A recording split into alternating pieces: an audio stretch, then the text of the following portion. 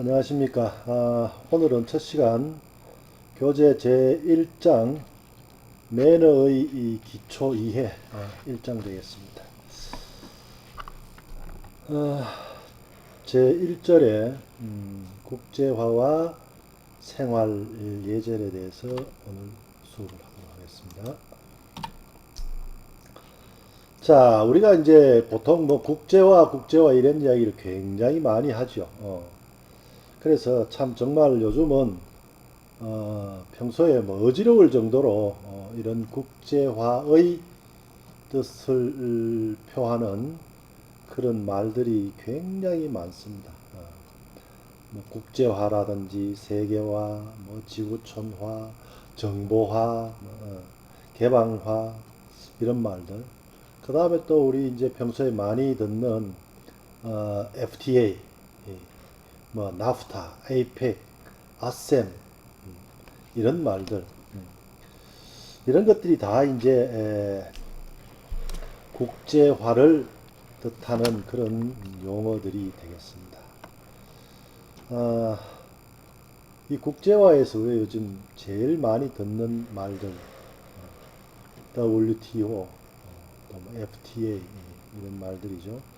그래서 지구촌이 이 경계가 없어지고 자유무역이 이 개방화되면서 WTO와 이 FTA의 기능은 정말 강대국은 좋은 영향을 끼치고요.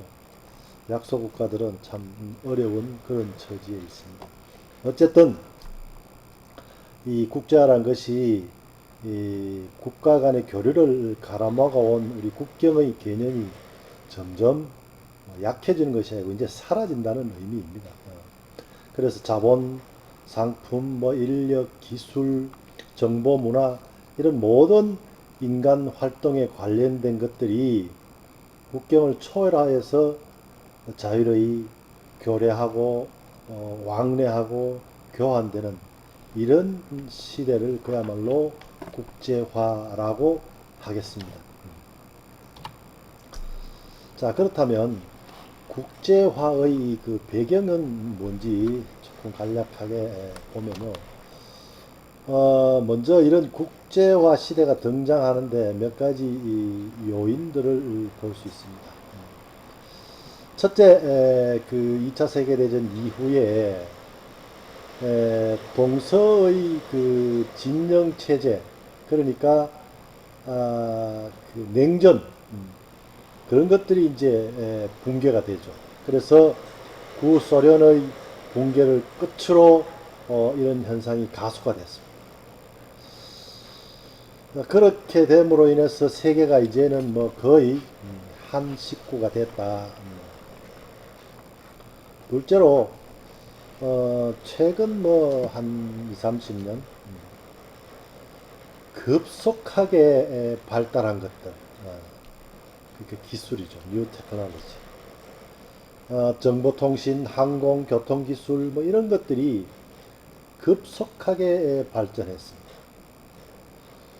우리로 치면 뭐 KTX라든지 또 요즘은 상황이 조금 달라진 것 같아요.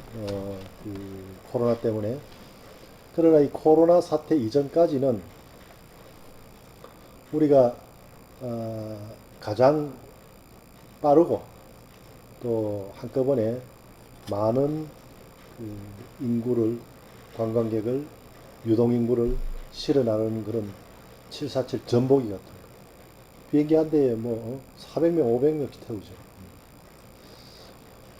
자, 그 다음에 옛날에는 뭐 우리가 지역 대구에서 보면 서울 가는데 가장 빠른 그 새마을 기차를 타더라도 3시간 이상 걸렸습니다. 근데 요즘 어떻습니까? KTX가 생기고 나면서 대구로 치면 동대구역에서 서울역까지 1시간 40분 하면 갑니다. 그 정도로 이 교통수단, 이동수단이 급속하게 그 발전했습니다. 또 하나, 정보통신입니다. IT. 여러분들 손에 다 하나씩 컴퓨터를 들고 다니죠. 스마트폰. 그래서 이것은 결국 전 세계가 시간적으로 공간적으로 하나가 되는 것. 그러니까 죄송합니다. 시간적으로는 세계가 동시화가 되고요. 공간적으로는 하나의 지구촌화 됐다는 것입니다. 세 번째로 WTO 체제의 그 성립으로 인해서 국가, 국민, 지역 이런 것들이 전부 다 경제적 상호 의존성이 굉장히 높아졌습니다. 요번에 코로나 사태로 인해서 그동안 여러분들이 잘 좀 관찰해 보면 알 수 있듯이 이게 점점 발전해서 지구촌화가 되고 국경이 거의 뭐 사라지고 이렇게 돼 있다가 이 바이러스 때문에 국경을 폐쇄하고 이렇게 함으로 인해서 경제가 어떻게 여러분들 망가지고 힘들어지는지 아마 여러분들도 느끼고 체험하고 계실 겁니다.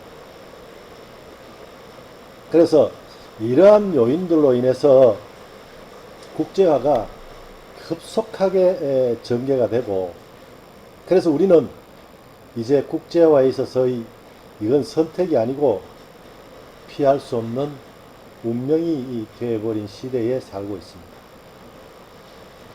또한 이 국제화라는 것은 단순히 국경이 희박해지고 물류, 사람 이런 것들이 자유롭게 이동한다는 그 시장 개방만의 그 의미를 하지는 않습니다. 의식과 문화 개방이 동시에 포함된다는 것입니다. 사람의 교류가 일어나면 그 사람이 갖고 있는 의식과 문화가 당연히 교류되는 것이죠. 그래서 이 국경 없는 시대에는 이질적인 문화와 생활 양식이 빈번하게 교류되고 있는 것을 의미합니다.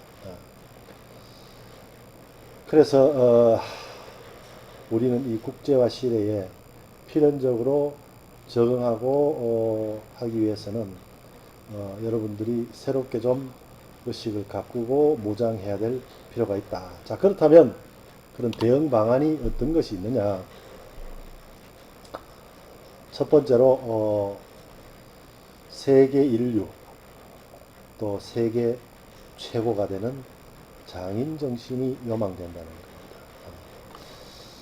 겁니다. 참 이 국제화가 때로는 아이러니한 게요.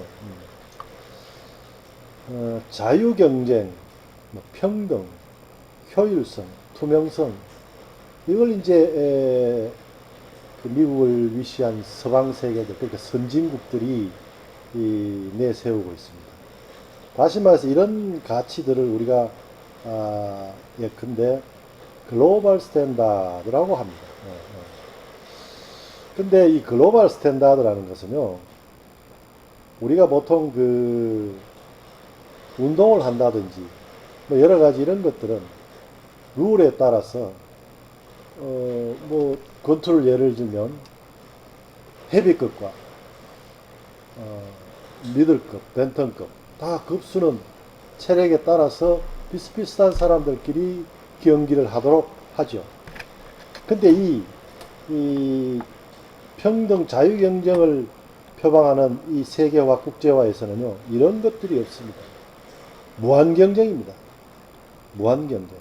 그래서 강대국이든 약소국이든 똑같은 조건에서 경쟁한다는 거죠.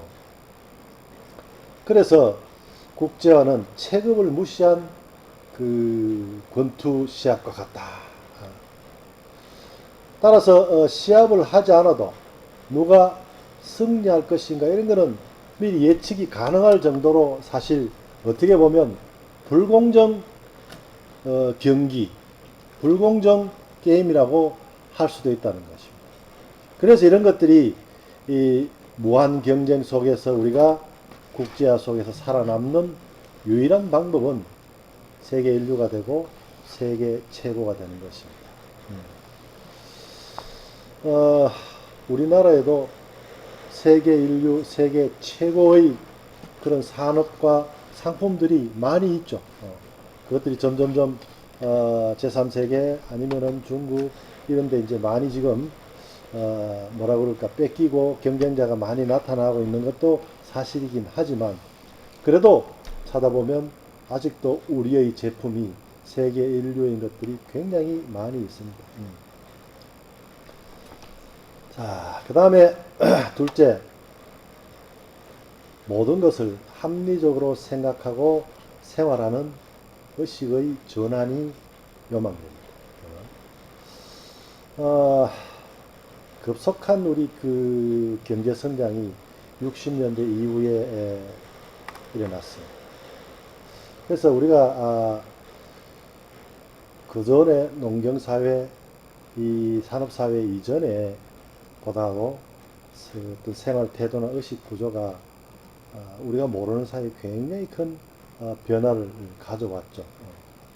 그래서 그런 어떤 급속한 부의 축적으로 인해서 비리라든지 또 우리의 통상 노블리스 오블리주를 향하는 그런 것들이 희박해지고 좀 희미해졌다 그럴까요?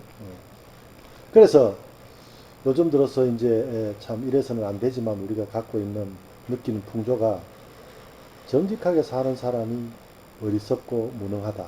예를 들어서 뭐 요즘 말하면 뭐 아빠 찬스니 엄마 찬스니 그 다음에 또 뭐 자기의 그 무한 자본으로 불법적인 아니면은 변칙적인 투기로 인해서 빈익빈 부익부 사회의 그 양극화 이런 것들이 사실은 굉장히 부작용으로 일어나고 있는 것도 사실입니다. 그래서 원칙을 지키고 또 우리 흔히 하는 얘기로 FM으로 경쟁하는 것 이것도 우리가 국제화에 대응하는 하나의 방법일 수도 있다. 그래서 국제화는 비합리적이고 잘못된 제도 의식 관행을 고쳐야 할 필요도 우리는 느끼게 되는 겁니다.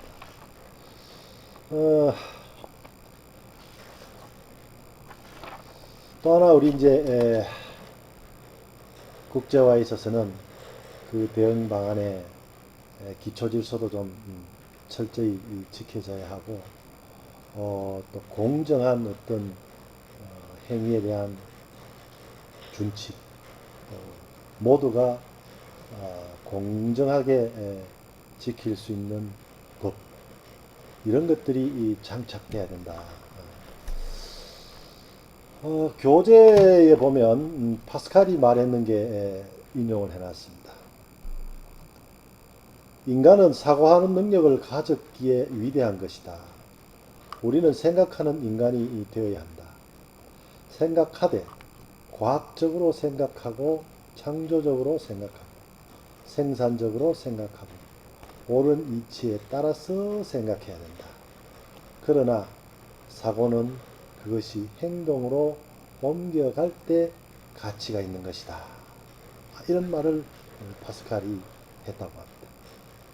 그래서 우리 민족의 우수성을 발휘하는 것은 개개인이 가진 그런 어떤 창조력, 잠재력을 최대한 발휘하게 해서 이것이 우리가 국제화에 대응하는 하나의 길로 삼아야 한다는 겁니다.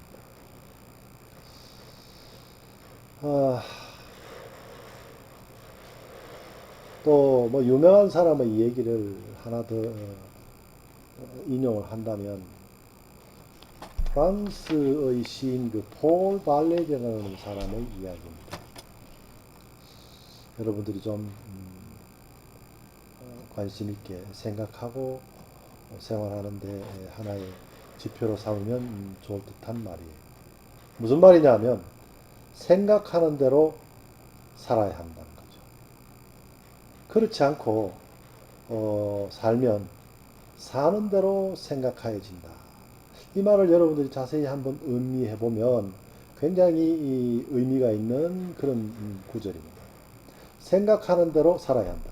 그러니까 생각 없이 살면 안 된다는 거죠. 그래서 안 그러면 그냥 살아가는 게 아니고 사라지는 거다. 그 다음에 마지막으로 세 번째 I'm okay, you are okay입니다. 그건 무슨 얘기냐면 내만 오케이 하고 you are not okay가 아니란 얘기죠. 그래서 원만한 인간관계의 유지 그리고 화합, 더불어 사는 방법 이런 것이 중요하다.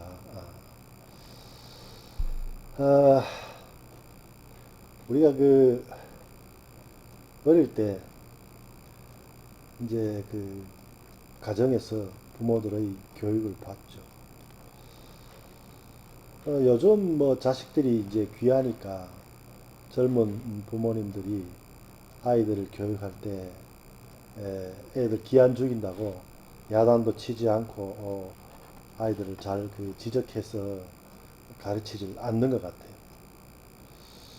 오죽하면 요즘 뭐 식당에 노 키드 존이 생겼겠습니까? 즉 다시 말해서 식당에서 어린 아이들이 막그 뛰어다니고 또 시끄럽게 하고 이런 것들은 부모들이 다중이 이용하는 공공의 장소에서는 그런 에티켓, 예절을 가르쳐야 되는데 그냥 놔둔다는 얘기죠. 그래서 다른 사람들이 눈살을 찌푸리게 하고 또 그것을 지적하게 하면 부모들이 자기의 기죽인다고 화를 내고 그래서 이런 것들은 결국 국제화로 걸어가는 우리 사람들 또 그 국제화에 대응해야 되는 사람들의 그 향후 교육의 방법은 아니다. 그래서 나 정도쯤이야 아니면 내만 되면 돼 이런 것들은 우리가 반드시 이 습관에서 지양해야 될 것이다. 자, 다음으로 예절의 본질은 그러면 뭐냐? 그야말로 예절은 예와 절이 합쳐진 것인데 예라는 것은 인간이 지켜야 할 규범인 것입니다. 그리고 절은 그 규범을 실행하는 행위, 행동. 그래서 그 규범과 행위를 합친 것이 예절이다. 예절.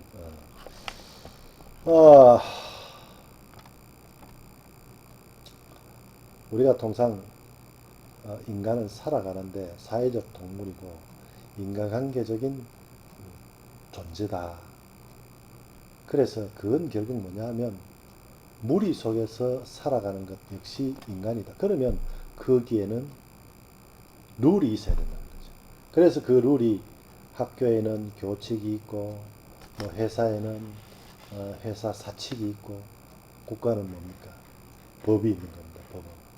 그래서 우리는 이런 것들을 통틀어서 규범의 규범이라고 하는데 이 규범의 핵심이 바로 예절이라는 겁니다. 예절.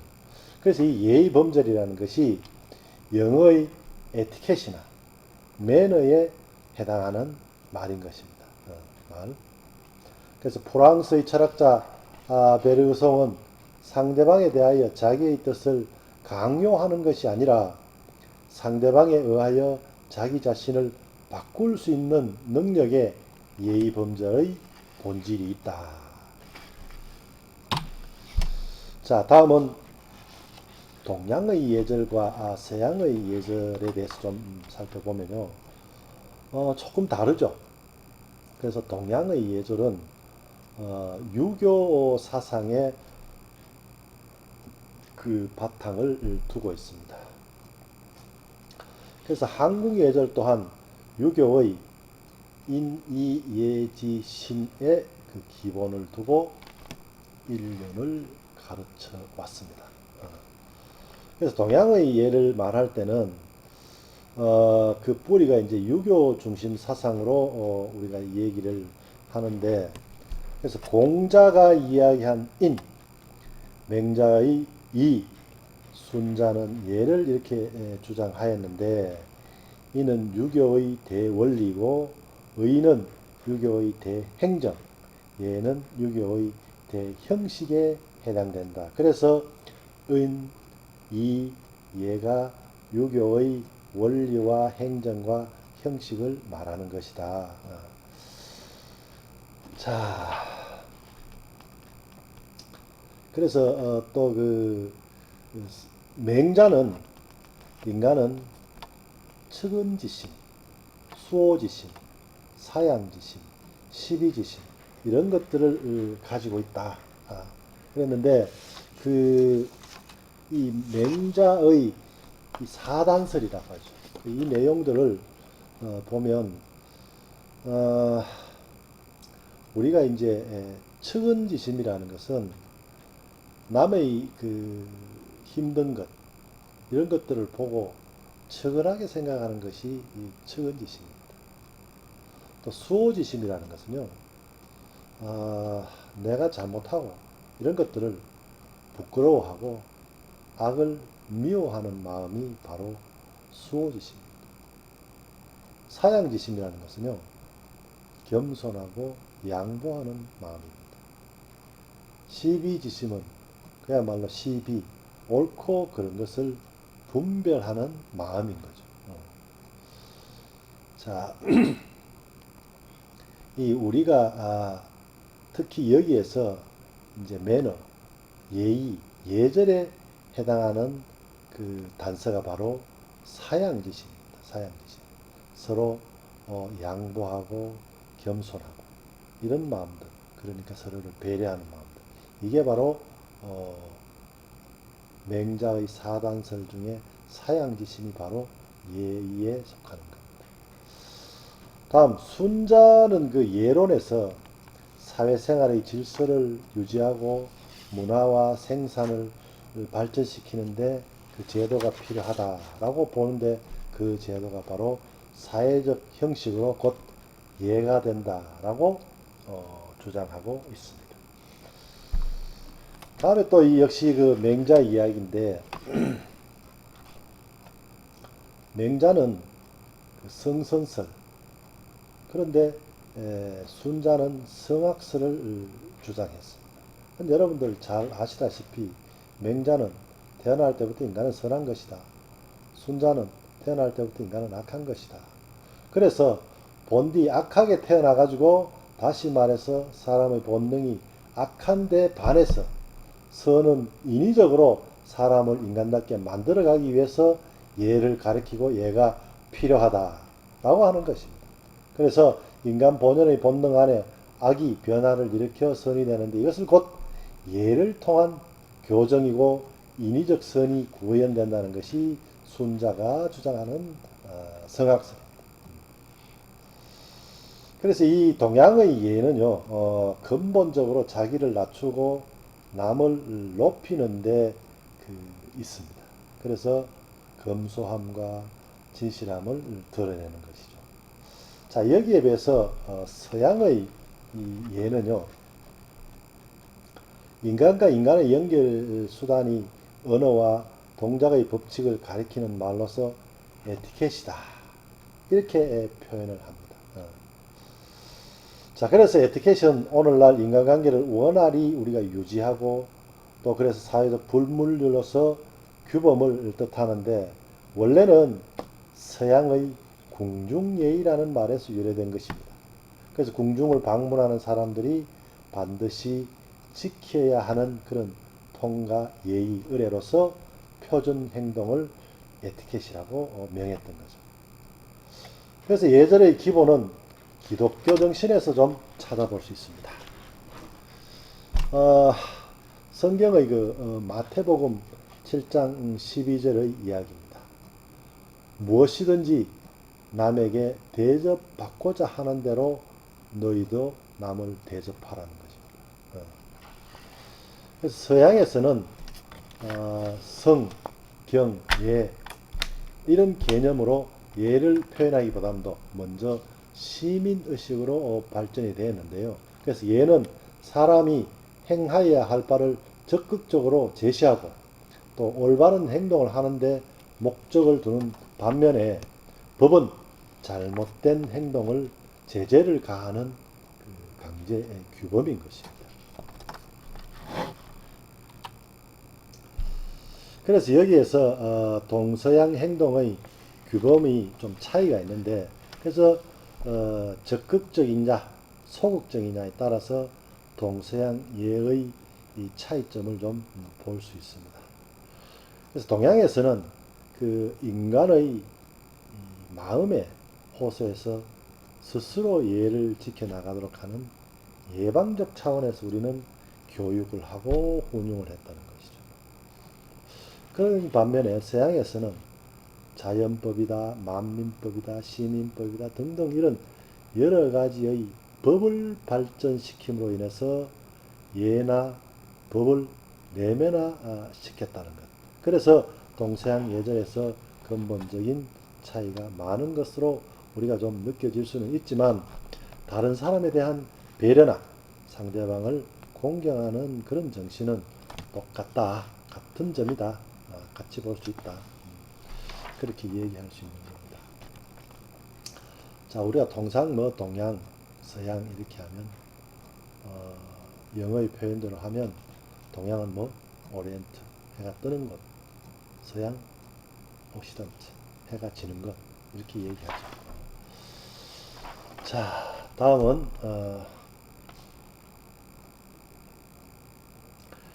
예절의 실제를 한번 보겠습니다. 아까 이야기한 것처럼 그 마음과 또 형태 이것을 합한 것이 이제 우리가 예인데 그 예를 뭐라 그럴까 표출하는 것이 여러 가지 방법이 있죠. 그래서 그건 주로 태도,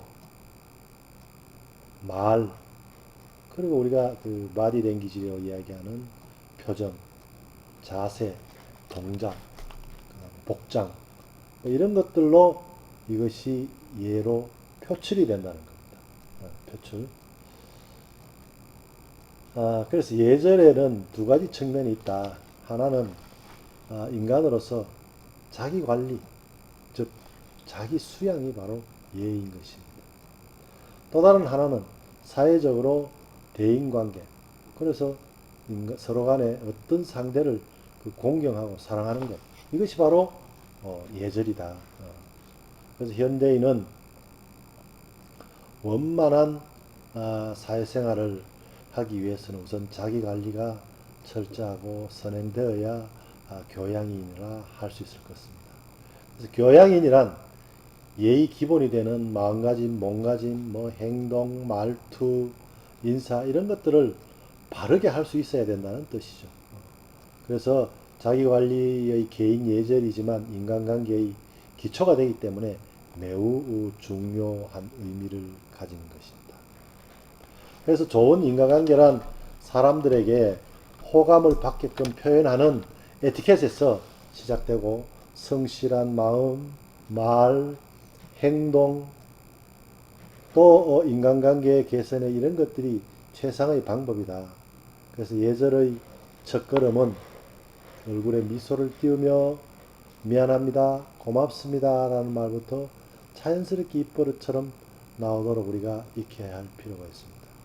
우리 한국 사람은요, 굉장히 이런 것들에 대해서 좀, 뭐라 그럴까? 생활화되어 있죠. 체질화되어 있잖아요.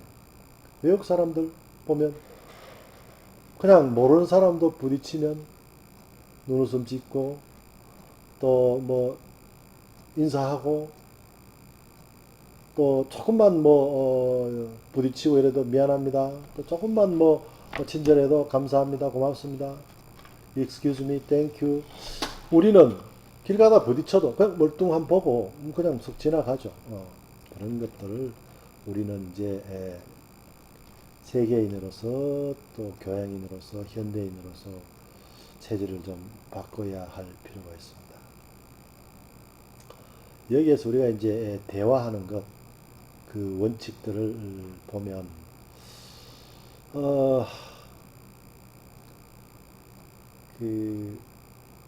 좀 말하기 전에 올바른 그 대화의 원칙을 얘기해 보면, 말하기 전에 좀 생각하고 말해야 한다. 그리고 아이 컨택이라 그러죠. 상대를 바라보면서 이야기한다. 그리고 말을 하는 것보다는 듣는 데 더 치중하는 것이 훨씬 올바른 태도이다. 그래서 좋은 대화의 상대의 법칙을 말하면 말은 한 번만 하고 듣는 거는 두 번 듣고 세 번 이상 공감하는 것. 그것이 우리가 좋은 대화의 상대의 법칙이라고도 합니다. 그래서 여러분들이 꼭 좀 기억을 해놨으면 좋겠습니다. 자, 그 다음에 이제 우리가 지금까지 그 동서양 예절에 대해서 좀 차이를 봤는데, 이걸 보면, 참, 동양과 서양의 차이를 좀, 이 도표를 보면 좀 알 수 있겠죠. 그래서 서양은 역시 이 개인을 훨씬 더 중요시합니다. 동양에 비해서 서양은. 그 다음에 서양은 뭔가 좀, 직선적이죠. 그런데 동양은 모든 가치를 좀 완곡하게, 인간관계도.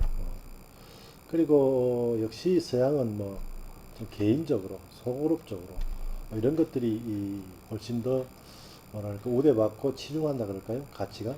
근데 우리는 역시 이 더불어 단체, 배려 이런 것들이 이 동양과 서양의 문화의 차이다. 그 다음에 어떤 그 문제에 봉착했을 때 서양은 그야말로 도전하고 해결하고 타개하는 방법. 근데 동양은 좀 완곡하게 피해가는, 피한다기보다는 수용하는 그런 뭐라고 할까 자세, 문화가 따로 있다는 겁니다.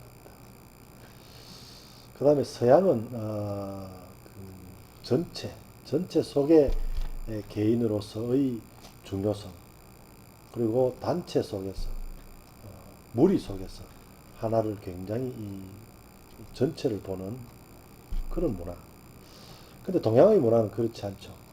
한 사람 개인을 굉장히 가치 있게 생각하고 존중하는 것. 개인주의와는 조금 뭔가 다른 그런 가치가 되겠습니다. 자, 그래서 우리가 그 문화라는 것이 이 문화, 타 문화, 뭐 이런 것들 국가적으로 이제 지역적으로 보면 굉장히 뭐 예를 들어서 뭐 동양의 문화와 서양의 문화, 또 동양 중에서도 동아시아의 문화와 서남아시아의 문화, 이거 굉장히 다르죠. 유럽도 유럽의 문화 전체 속에서 동유럽과 서유럽, 남유럽의 문화가 차이가 많습니다. 또 뭐 서양이라고 일컫는 우리가 미국의 문화와 유럽의 문화는 또 다르죠. 그러니까 영국의 문화와 미국의 문화가 다르듯이 그게 보면 뭐 아프리카의 문화는 정말 다르고요. 자, 그런데 우리가 이런 이 문화들을 수용하기 위해서는 먼저 이해해야 한다. 그래서 서로 다른 문화권에 사는 사람들의 문화, 행동, 말, 표현 이런 것들을 이해해야 되는데, 자, 그렇게 이해하기 위해서는 어릴 때부터 우리가 배워온 모든 그 문화적인 틀, 나름의 그 관념 이런 것들이 제대로 적용되지 않고 다른 이 문화와 접해졌을 때 쇼크를 받는다는 거죠. 자, 그래서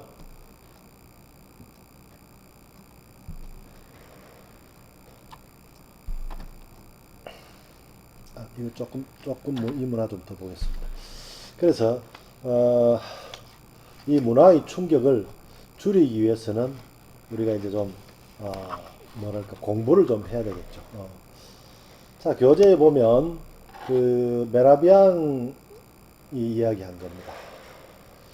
커뮤니케이션이라는 것은 언어적 요소와 비언어적 요소로 나누어지는데 상대방에게 의사를 전달할 때 커뮤니케이션은 65% 75%가 비언어적 요소에 의존한다고 합니다.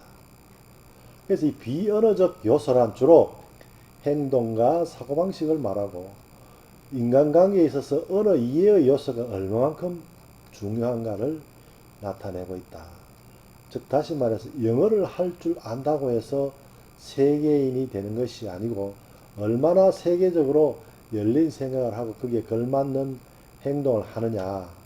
그래서 의사 전달할 때 우리가 서로 다른 문화의 그 배경 차이 때문에 비언어적 그 언어가 주는 메시지 전달에 있어서 오해가 발생하지 않도록 하는 것이 굉장히 중요하다. 그래서 어떤 문화권에서는 겸손의 메시지가 어떤 또 다른 문화권에서는 무능하거나 비굴하게 보이도록 해석이 되기도 합니다. 또 친절한 행동이 다른 문화권에서는 무례하거나 건방진 태도로 비칠 수 있다는 거죠. 그래서 이러한 마찰은 다른 문화권, 그러니까 이 문화권에 대한 올바른 이해가 없다면 언제든지 일어날 수 있는 우리가 문제점이라는 겁니다. 그래서 국제 매너는 이와 같은 이문화 커뮤니케이션에서 마찰을 예방하고 보다 적극적으로 대응한다는 차원에서 굉장히 중요하다. 그래서 문화 충격으로 어릴 때부터 배워온 이런 문화적 틀이 더 이상 적용되지 않을 때 우리는 굉장히 힘들어하는 것. 그러기 위해서는 우리가 이 문화를 배워야 한다. 그래서 우리가 이 과목에서 서양 매너를 배우게 된다는 것입니다.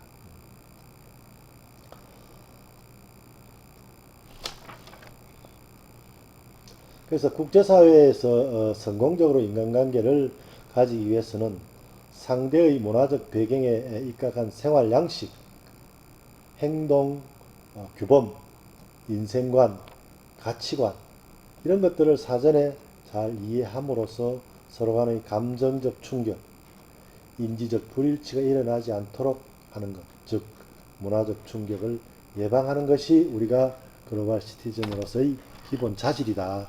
이렇게 할 수 있는 겁니다.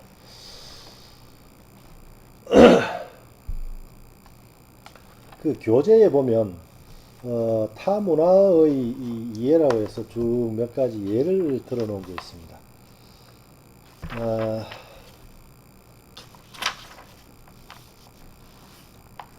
교재 24쪽, 25쪽 여기까지인데 그 중에 특이한 거 몇 가지를 좀 보면요.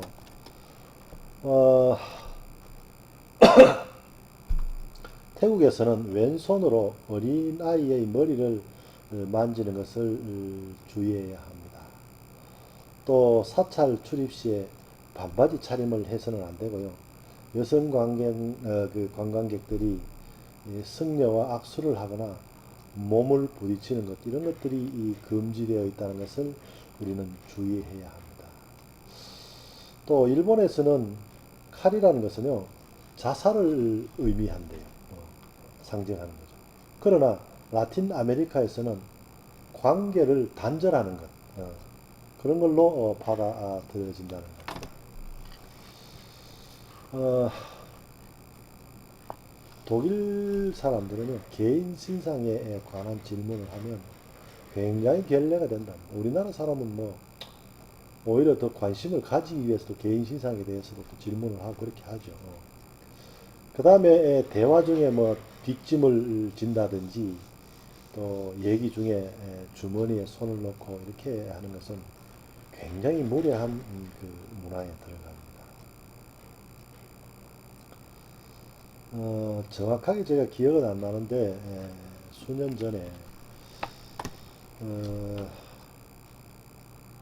아마 이명박 대통령 때인지 박근혜 대통령 때인지 정확하게 그건 제가 기억이 안 나는데 어쨌든 정확하게 기억나는 것은 그 마이크로소프트 회장인 그 빌 게이츠 회장이 한국에 와서 청와대 대통령을 예방을 하게 됩니다. 물론 이제 그 접견실에서 대기하다가 대통령이 이제 들어오게 되죠.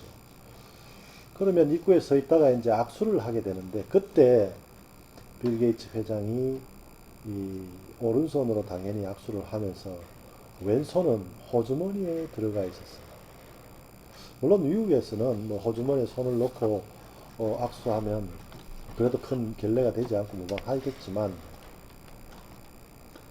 한국에서는 그 빌 게이츠가 한국에 왔잖아요. 한국에서는 그래도 일국의 수반 대통령을 만나는 데서 호주머니에 손을 넣고 악수를 하는 것은 굉장히 결례가 된다라는 것 정도는 미리 좀 숙지를 하고 했었으면 좋았겠다. 굉장히 그때 그 그림으로 뉴스로 보는데 그 모습이 거슬리고 그랬습니다. 그래서 세계적인 뭐 부호고 IT 전문가이긴 하지만 글로벌 맨에 있어서는 좀 부족한 점이 있다. 저는 개인적으로 그렇게 느꼈습니다.